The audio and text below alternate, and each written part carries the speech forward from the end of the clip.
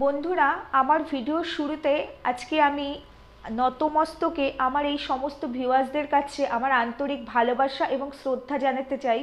ধন্যবাদ আমি জানালাম না, কারণ তোমাদের মতো এত ভালো মনের মানুষ, তোমাদেরকে ধন্যবাদ জানিয়ে আমি কোনোভাবেই ছোট করতে চাই না। কারণ আমি বিশ্বাস করি তোমরা সবাই প্রচণ্ড ভালো মনের মানুষ, আর তোমরা মন থেকে সবার পাশে দাঁড়িয়েছো, সেই কারণেই আমি তোমাদেরকে ধন্যবাদ জানাতে চাই না।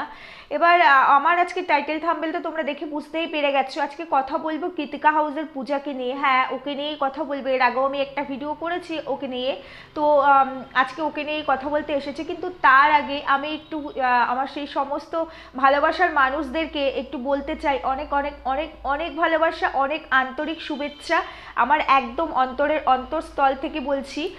তোমরা কালকে যে রিঙ্কিকে নিয়ে আমি ভিডিওটা করেছিলাম, রিঙ্কি লাইফস্টাইল ইন্দ্রাণীকে নিয়ে, তোমাদের আমি আমার ভিডিওতে যতটুকু আমি কমেন্টস দেখলাম, আমি দেখলাম প্রত্যেকে তোমরা ওর পাশে দাঁড়ানোর জন্য বলতে পারো যে প্রচুর পরিমাণে সাপোর্ট করেছো যে হ্যাঁ ওর পাশে দাঁড়াবো। এবং আমি একটু আগে ইন্দ্রাণীর ভিডিওটা দেখে আমি তো তোমাদেরকে বললাম যে আমি এই যে পূজা, ইন্দ্রাণী এদের নিয়মিত ভিউয়ার্স, যেদিন থেকে এদের চ্যানেল আমার সামনে এসেছে, যেদিন থেকে আমি এগুলো জানতে পেরেছি, আমি ওদের নিয়মিত ভিউয়ার্স। হতে পারে আমি ওদের কমেন্টস করি না, কারণ সবসময় সময় হয়ে ওঠে না, তো সেই জন্য ভিডিওগুলো চালিয়ে দিয়ে আমি আমার কাজ করি যাতে ভিউটা পায় এবং যতটা পারি শেয়ার করার চেষ্টা করি। তবে আজকে আমি ইন্দ্রাণীর ভিডিওটা দেখেছি, পূজার ভিডিও দেখে এসেছি আমি। তো আমি বলতে চাই সেখানে কালকে তোমরা যারা আমাকে কমেন্টস করেছো, আমি তাদের মধ্যে অনেককেই দেখতে পেয়েছি যারা কিনা আমার ভিডিওটা দেখে ওকে ভালোবাসা দিতে গেছে, ওকে সাপোর্ট করতে গেছে। আমি শুধু এইটুকুই বলতে চাই তোমরা সবসময় ওর পাশে থেকো, কারণ মেয়েটার যা পরিস্থিতি না, আর ওর হাজবেন্ডের যা অবস্থা, এই একদিন দুদিনের জন্য আমাদেরকে ওদের পাশে থাকলে হবে না। যত দিন পর্যন্ত আর কি ও থাকবে, ওর চ্যানেল থাকবে, সব সময় ওদের পাশে আমাদেরকে থাকতে হবে, সব সময়। কারণ আমরা মানুষ, তো আমরা তো অন্তত এইটুকু বুঝি যে একটা মানুষের স্পাইনাল কর্ড ড্যামেজ হয়ে যাওয়া মানে যতই তাকে ভালো ট্রিটমেন্ট দেওয়া হোক, যেটাই করা হোক না কেন, সে আমাদের মতো স্বাভাবিক হতে পারবে না, কোনো দিনও পারবে না। আর সেখানে ওদের তো ক্ষমতাই নেই, যেটুকু ছিল সর্বস্ব দিয়ে চেষ্টা করেছে কিন্তু কোনোভাবেই সম্ভব হয়নি। আর এখন যা পরিস্থিতি, যে একটুখানি ড্রেসিং করার জন্য ড্রেসিংটা যে চালাবে সেই ক্ষমতাটুকুও নেই। আমি তো কালকে আমার ভিডিওতে বলেছি, সেখানে আর নতুন করে কি বলবো, সবটা তো তোমরা জানো যে আমরা পাশে না থাকলে আজকে ওই মানুষটার ফিজিওথেরাপি তো বন্ধ হয়েই আছে শুধুমাত্র টাকার জন্য। এবার যদি আমরা এইটুকু সাহায্যও না করি তাহলে ড্রেসিংটাও বন্ধ হয়ে যাবে। আর ওরকম একটা বেডসোল যা পরিস্থিতি আমি কালকে নিজের চোখে দেখে এসেছি, সেখানে যদি ড্রেসিং বন্ধ হয়ে যায় দুদিনও থাকবে না, মানুষটা রাখা সম্ভবই না। আমরা সুস্থ মানুষ, আমাদের কোথাও একটু কেটে গেলে আমাদের সারাদিন কি যন্ত্রণা, ব্যথা, কত কিছু হয়। আর ওই মানুষটার পুরো একদম পুরো পিঠ, কোমর, পা ধরে গেছে, একটা পাশ ধরে গেছে, এখন আরেক সাইডে সাইড করে শোয়াচ্ছে, সেই সাইডটাও ধরে যাচ্ছে, আমি কালকে নিজে দেখে এসেছি। সেই মানুষটা কি করে থাকতে পারে, কি যন্ত্রণা, কি কষ্ট পাচ্ছে।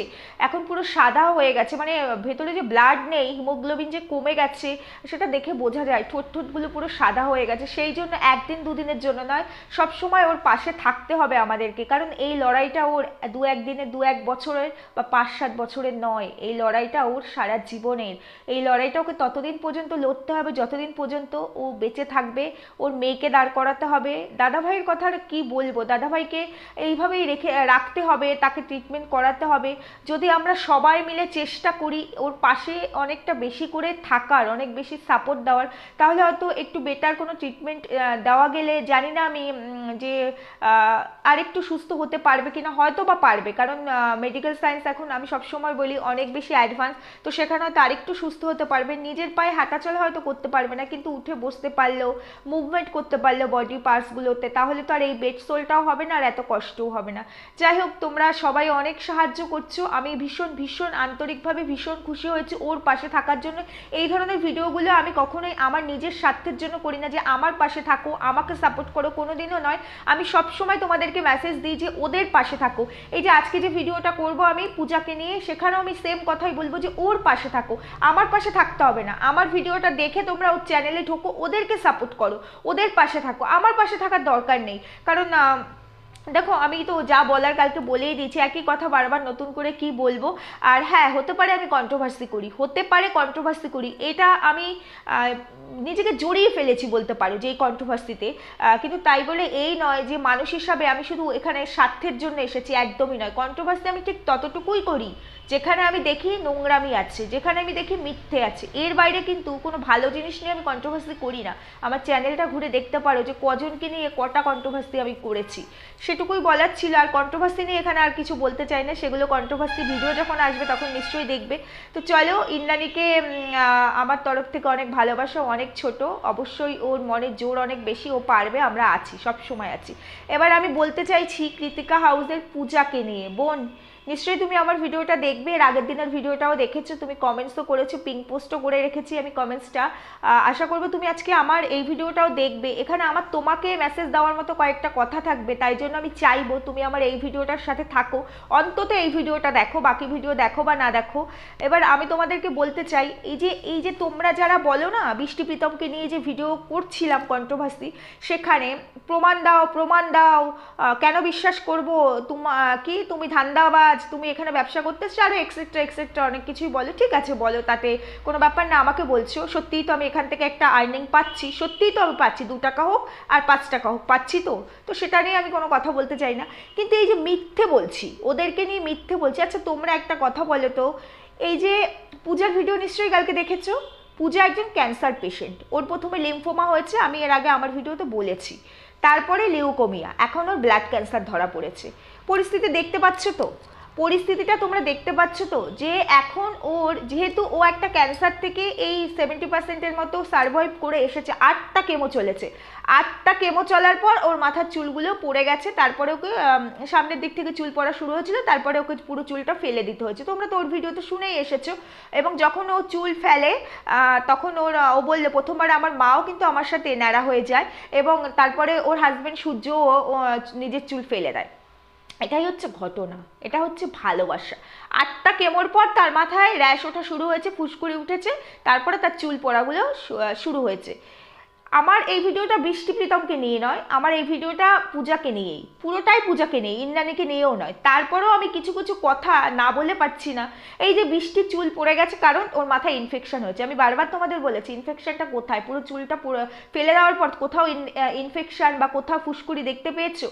প্রশ্নগুলো শুধু আমরা কন্ট্রোভার্সি ক্রিয়েটার বলে করছি সেটা তো নয়, আমরা কন্ট্রোভার্সি ক্রিয়েটার, ব্যবসা করতে বসেছি, আমাদের কাজই অন্যের পেছনে লাগা। তোমাদের কথায়, তোমাদের ভাষায় বললাম। এই যে যারা, এই যে পূজা, আরে একটা দিদিভাই, আমি তার পারমিশন না পেলে নামটা এখানে নেব না, আমি কমেন্টস করে এসেছি, সেও ক্যান্সার পেশেন্ট, সেও ক্যান্সারের সঙ্গে ফাইট করে এখন অনেকটা ভালো আছে। এরা সবাই কেন বলে তো প্রশ্ন তুলছে বৃষ্টি প্রীতমের এগেনস্টে? ওদের এগেনস্টে কেন প্রশ্ন তুলছে, কেন বলছে যে রোগটাকে ইঙ্গিত করতে চাইছো? কারণ ওরা তো নিজেরাই সবটা বলছে, ওরা থাম্বনেল দিচ্ছে, টাইটেল দিচ্ছে, রোগটাকে ইঙ্গিত করার কথা বলছে, যেটা বলছে সেটাতে এই ধরনের কোনো কিছু হয় না। আমি এগুলো নিয়ে ওদের নিয়ে যখন ভিডিওতে আসবো তখন অবশ্যই সবটা এক্সপ্লেন করব, এখন বলতে চাই না। কিন্তু আমি শুধু বলতে চাই, আজকে পূজাও বলতে বাধ্য হলো, পূজাও আজকে বলতে বাধ্য হলো যে সত্যি মিথ্যা আমি জানি না, তবে আমি ক্যান্সার পেশেন্ট, আমি জানি, আমি জানি চুল ফেলার কারণটাও আমি জানি, আর প্রুফ দেখাও। আমি এখানে সোশ্যাল মিডিয়ায় কাজ করতে এসেছি, সত্যিই তো, আমি যখন সোশ্যাল মিডিয়ায় কাজ করতে এসে আমি আমার একটা ঘটনাকে এখানে তুলে ধরছি, তখন পুরো ঘটনার পুনরাবৃত্তি করাটা আমার দায়। কারণ আমি যাদের জন্য তুলে ধরছি তারা তো একটুখানি দেখলেও বাকিটা তাদের কাছে একটা সাসপেন্স থেকে গেল, তারা সেটা মানবে কেন? আর মানা উচিতও নয়। তাহলে আমি কোনোটাই দেখাবো না, পুরোটাই হাইড করে রাখবো, আর যদি আমি দেখাই আমি পুরোটাই দেখাবো। আজকে পূজা একটা প্রশ্নই করেছে যে দেখো আমার সব প্রুফ, লাইভ প্রুফ, আমি কেমন নিয়েছি সেটাও আমি লাইভ করেছি, আমার ডকুমেন্টস আমি শো করেছি।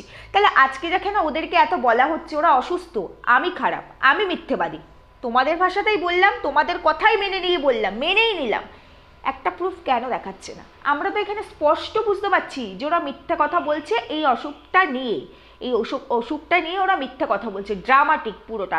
কারণ ওরা যে ধরনের রোগের ইঙ্গিত দিচ্ছে কোনোটার সাথে কোনোটা কোথাও গিয়ে মিলছে না। সেটা পেশেন্ট যে এই ধরনের জিনিসগুলোকে ওভারকাম করে এসেছে বা এই ধরনের জিনিসের ওপর থেকে যাচ্ছে, সেও আজকে মুখ খুলতে বাধ্য হচ্ছে, তাই নাকি? তাই নাকি বলো?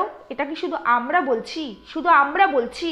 না, তোমাদের শুধু এটাই মনে হবে যে আমরা মিথ্যে বলি, আমরা অর্থ উপার্জনের জন্য এখানে এসেছি। যাই হোক, এটা তোমাদের ভাবনা। জেগে যে ঘুমায় তাকে জাগানো যায় না, আমিও পারবো না। এবার আমি পূজাকে বলতে চাই যে এই যে পূজার ভিডিও আমি দেখছিলাম বেশ কয়েকদিন ধরে, পূজাকে নিয়ে আমি ভিডিও করেছি, একটা ভিডিও করেছি আমি। পূজা, অনেকের সাথে কথা বলেছি, অনেকের সাথে কথা হয়েছে আমার। আমি তোমাকে নিয়ে আরেকটা ভিডিও এমনিতেও করতাম, আর ভাবলাম আজকেই ভিডিওটা করি। আর আমাকে আমার অনেক ভিউয়ার্সরা কমেন্টসও করেছিল তোমাকে নিয়ে আরেকটা ভিডিও করার জন্য। তো ভাবলাম ঠিক আছে, আজকেই তাহলে ভিডিওটা আমি করি। কালকে আমি গিয়েছিলাম ইন্দ্রাণীর বাড়িতে, যদি সম্ভব হয়, তোমার ঠিকানা আমি জানি না, আমি চাইবো তোমাকে একটুখানি দেখতে। আমি তো তোমার থেকে অনেক বড়, আমার আশীর্বাদ যদি তোমার কোথাও গিয়ে একটুও কাজে লাগে। দেখো, আমার ক্ষমতা খুব সামান্য, খুবই সামান্য, আমি একজন ছাপোষা মানুষ, আমি পারি না। আমার সেই ক্ষমতা, বলেছি তো আগে যে ঈশ্বর দেয়নি, আমার সেই ক্ষমতা নেই, কিন্তু একটা মানুষের পাশে আমি থাকতে পারি, সেই ক্ষমতাটুকু ভগবান আমায় দিয়েছে। তাই তোমার ঠিকানাটা আমার জানা নেই, কাইন্ডলি যদি কোনোভাবে তোমার সাথে কন্ট্যাক্ট করার যোগাযোগ থাকে, তুমি আমার সঙ্গে একটুখানি আমার কমেন্টস বক্সে এসে একটু কমেন্টস করো। আর তারপরে আমরা মানে তোমার ভিডিও আমি তো দেখি, আর ভিডিও আজকেও দেখে এসেছি, কোনো রকম কিউআর কোড তোমাকে দিতে বলা হয়েছিল, অনেক ভিউয়ার্সরাই বলেছিল, আমি দেখেছি তুমি দাওনি এখনো পর্যন্ত, বা ফোনপে নাম্বারটাও দাওনি।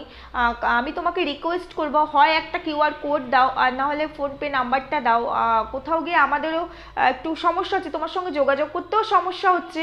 আর তারপরে আমরা তোমার পাশে থাকতে চাই, আমরা তোমার পাশে থাকতে চাই, মানে বেসিক্যালি আমি জানি আমার এই ভিডিওর মারফত আমার অনেক ভিউয়ার্সটাই সবাই হয়তো অর্থ দিয়ে পারে না পাশে থাকতে, কিন্তু শারীরিক দিক থেকে ফিজিক্যালি তোমার পাশে থাকবে, তোমার চ্যানেলের সঙ্গে থাকবে, এটা আমি আশা করেই ভিডিওটা করতে বসেছি।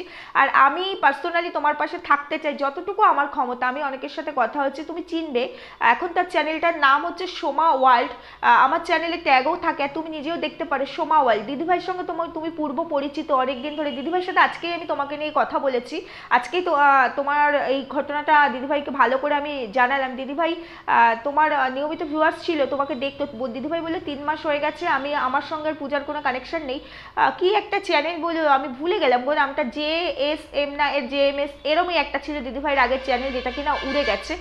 তো তুমি সোমা ওয়ার্ল্ড ওখানে গেলে পরে, আর আমার ভিডিও তো দিদিভাইয়ের চ্যানেলটা ট্যাগ করা থাকে, তুমি গেলে তুমি ফিরে পাবে তোমার সেই পুরনো দিদিভাইকে। দিদিভাই তোমার সাথে একটু কথাও বলতে চাইছে, আর আমি দিদিভাইয়ের সাথে কথা বলেছি, আমরা অনেকেই আছি তোমার পাশে একটু থাকতে চাই, সেই জন্য তোমার ফোনপে নাম্বারটা আমাদের দরকার। না, আমি জানি তুমি বলেই দিয়েছো যে অন্য কোনোভাবে দরকার নেই, যতটা পারবো আমরা ফাইট করে চেষ্টা করছি তোমরা আমার চ্যানেলের সাথে থাকো। দেখো, চ্যানেলের সাথেই তো আছে, আমি তো দিদি, তাই না? আমি তো তোমার দিদি।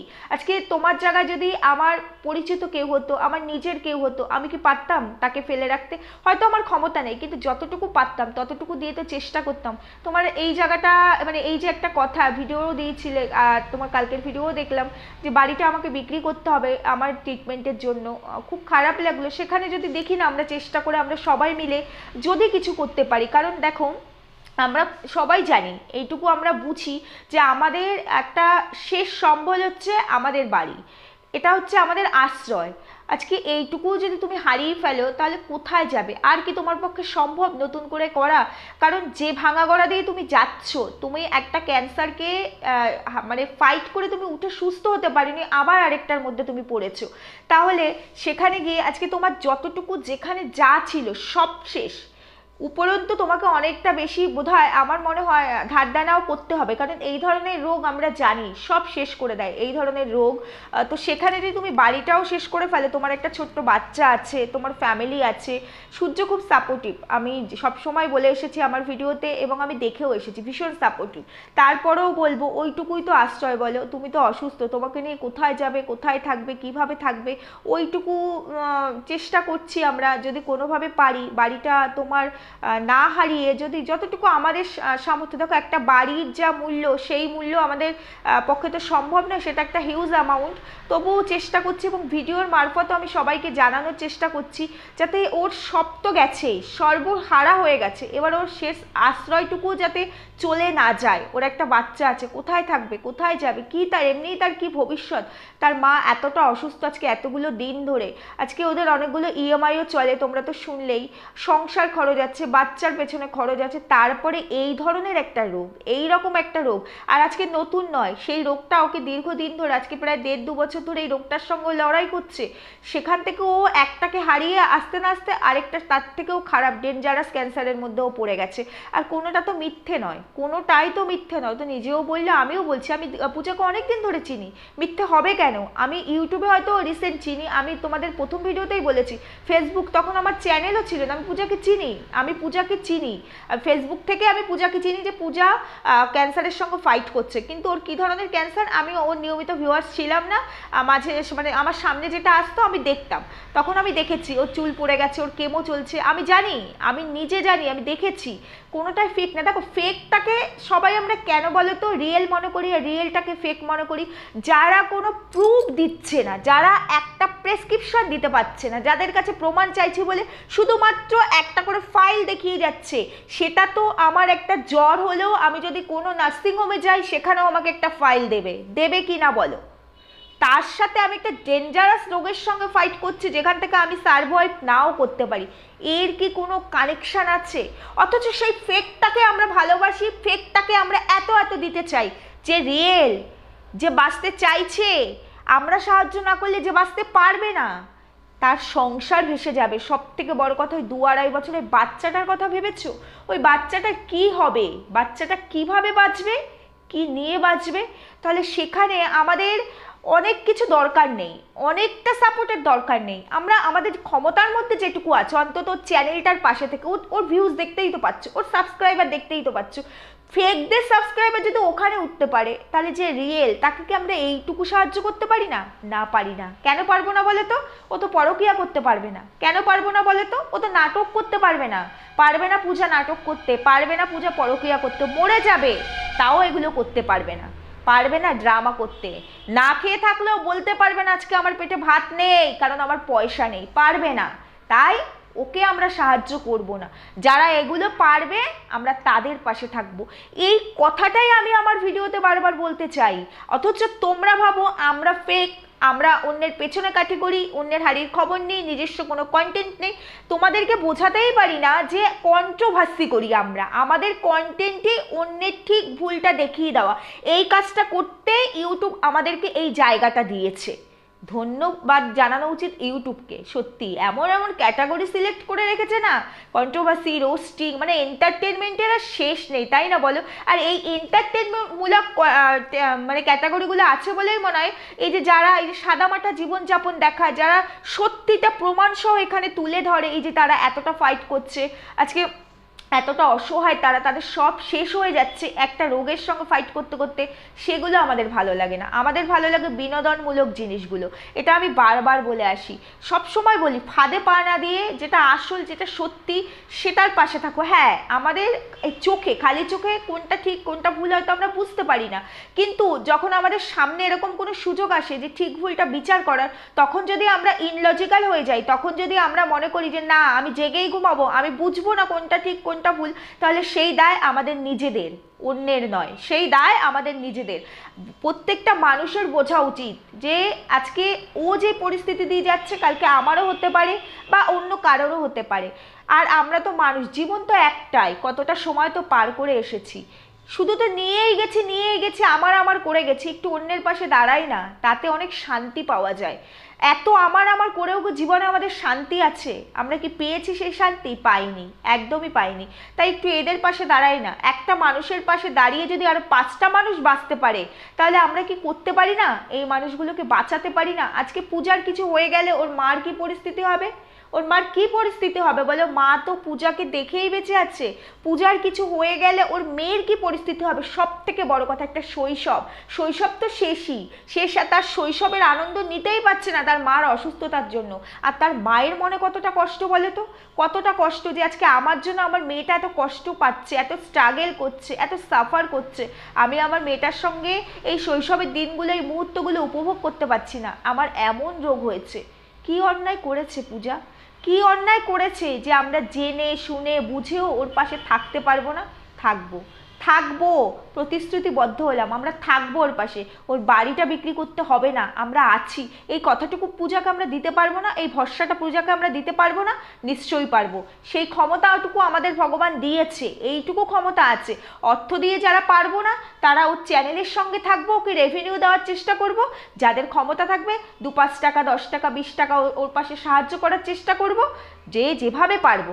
কত মানুষকেই তো এরকম করি, কত মানুষের ভিডিও আননেসেসারি আমরা দেখি, যেখানে কোনো প্রয়োজনই পড়ে না, আননেসেসারি সেই সব ভিডিওতে দেখে আমরা মিলিয়ন মিলিয়ন ভিউজ দিয়ে আসি, সে লক্ষ লক্ষ টাকা এখান থেকে নেয়, অথচ তার সব আছে, কিন্তু যার দরকার তাকে আমরা একটা ভিউ দিতে পারি না, একটা ভিউ তাকে দিতে পারি না, কারণ সে তো ঠক নয়, সে তো রিয়েল। এটাই হচ্ছে আমাদের, কি বলবো, আমাদের মধ্যেকার মনুষ্যত্ব। কোথাও কোথাও গিয়ে ভাবি যে না, আমাদের বিবেক আছে। এই যে তোমাদের যখন রেসপন্সগুলো দেখি না, এই যে রিঙ্কি লাইফস্টাইল, এই যে ওর ক্ষেত্রে যে রেসপন্স দেখতে পাচ্ছি, প্রথম ভিডিওটাতেও আমি দেখেছি, কালকের ভিডিওটাতেও দেখছি, সেখানে গিয়ে মনে হয় না আমরা বিবেকহীন নই, আমাদের বিবেক আছে, আমাদের মধ্যে মনুষ্যত্ব আছে। আবার যখন দেখি যে না, আমরা রিয়েলটাকে ছেড়ে ফেকটার পেছনে দৌড়াচ্ছি, ফেকটাকেই সাপোর্ট করে যাচ্ছি, তখন আবার কোথাও গিয়ে মনে হয় যে সত্যি আমাদের কি বিবেক আছে, মনুষ্যত্ব আছে? মানে একটা কনফিউজিং একটা মানে সিচুয়েশন এখানে, বুঝতে পেরেছো তো? মানে কমপ্লিকেটেড পুরো বিষয়টাই। ফেক এমনভাবে ছেয়ে গেছে না, সবটাই চায়না প্রোডাক্টের মতো, বুঝতে পেরেছো? চায়না প্রোডাক্ট জানো তো, ইউজ অ্যান্ড থ্রো, মানে এখানেও বিষয়টা সেরকম, মানে ফেকটা এমনভাবে ছেয়ে গেছে না, সেখান থেকে অরিজিনালটাকে বার করা যাচ্ছে না, চারিদিকেই শুধু ফেক আর ফেক। তাই জন্য তোমাদের কাছে আমার অনুরোধ, আমি হাত জোর করে সবার কাছে অনুরোধ করছি, বোনটির পাশে থাকো, ওর চ্যানেলের পাশে থাকো, ওকে যাতে কোনোভাবে বাড়িটা বিক্রি করতে না হয়। ও তো বারবার বলছে, আর ও তো প্রুভও দেখাচ্ছে, ও তো কোনো ভনিতা করেনি, নাটক করেনি। আমি অসুস্থ, আমার কি হয়েছে বলবো না, আমি খুব অসুস্থ, বাঁচতেও পারি, নাও বাঁচতে পারি, অথচ আমি কোনো প্রেসক্রিপশন দেখাবো না। আমি খুব অসুস্থ, কিন্তু আমি রান্না করতে পারি, অথচ আমি সেন্সলেস হয়ে যাচ্ছি, চুল ফেলে দিয়েছি, আমার আজকে আছি, কালকে কি হবে বুঝতে পারছি না, অথচ আমি ঘুরতে যেতে পারছি, আমি সবই করতে পারছি। আর এই কথাগুলো যখন এখানে তুলে ধরতে যাই, কিছু কিছু মানুষ আছে জানো তো, মানে পেছনে ঘেউ ঘেউ করে ওঠে, তাদের যে কোথায় সমস্যা সেটাই বুঝি না। আসলে তারা তো সাদার পাশে থাকতে ভালোবাসে না, কালোটা তাদের ভালো লাগে। প্রত্যেকটা ক্ষেত্রে আমি দেখেছি, আমার চ্যানেল যখন ছিল না তখন থেকেই দেখি, কালোটাকেই তাদের সাদা মনে হয়, আর সবসময় কালোর পেছনে ছুটে ছুটে একটা জায়গাতেও তারা ঠিকঠাক জাস্টিস এনে দিতে পারেনি, এটুকুই বলার। তবে কিছু কিছু মানুষও আমরা আছি যেখানে আমরা সত্যি এগুলোকে বুঝতে পারি না। কিন্তু যাই হোক, আজকে কে ভালো কে খারাপ এইসব নিয়ে আমার ভিডিও নয়, কন্টেন্ট নয়, প্রত্যেকটা মানুষ ইন্ডিভিজুয়াল, আমি বারবার বলি, আর প্রত্যেকের বিচার বিবেচনা করার ক্ষমতা আছে, সেখানে আমি বলবো তারপরে কেউ বুঝবে, এটা তো হতে পারে না, কাউকে আমি জোর করে বোঝাতেও পারবো না। তারপরেও আমি বিশ্বাস করি 100 জন মানুষ থাকলে 80 জন মানুষ আমার সঙ্গে একমত হবে, তারা আমাকে যেভাবে সাপোর্ট করছে, ভালোবাসা দিচ্ছে, সেই ভালোবাসার জোরেই আমি কথাটা বলতে পারছি।